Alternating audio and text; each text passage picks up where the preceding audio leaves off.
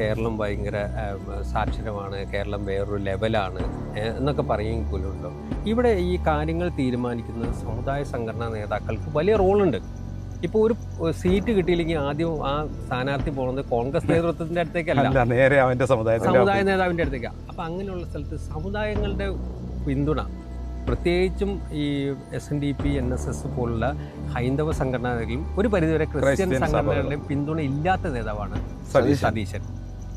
സതീശൻ ബോധപൂർവ്വം തന്നെ, സതീശന് അറിയാത്തത് കൊണ്ടല്ല, അതിൽ നിന്നൊന്ന് ചാടി പുറത്തേക്ക് വരാൻ സതീശൻ ശ്രമിക്കുന്നുണ്ട്. പക്ഷെ അത് ശ്രമിക്കുന്നുണ്ട്. അതൊക്കെ ചെയ്യുമ്പോൾ പോലും അതേ സമയത്ത് പുള്ളി പാണക്കാടും ഉള്ള കാര്യങ്ങളിൽ ഒരു ഇടപെടുന്നുണ്ട്. അപ്പൊ ജമാഅത്തെ ഇസ്ലാമിയുടെ കാര്യത്തിൽ ജനങ്ങളുടെ മനസ്സിൽ ഒരു ചെറിയ സംശയം അതിന്റെ പേരിലുണ്ട്.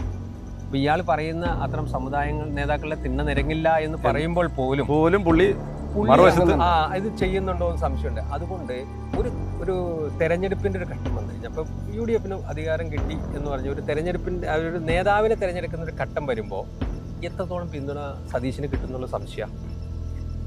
അപ്പൊ സ്വാഭാവികമാണ് ആ സ്പേസിലേക്ക് വരാൻ കൂടുതൽ സാധ്യതയുള്ളൂ ചെന്നിത്തലയാണ്.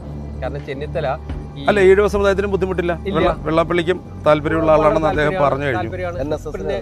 NSSന്റെ ആളാണല്ലോ. മുസ്ലിം സംഘടനകൾക്കും മറ്റവരുടെ മനസ്സൊക്കെ ഇത് ആണെങ്കിൽ അവർക്കും എതിർപ്പുണ്ട്. ഇല്ല, ലീഗിന് പൂർണ്ണമായിട്ടും താല്പര്യമായിരിക്കും.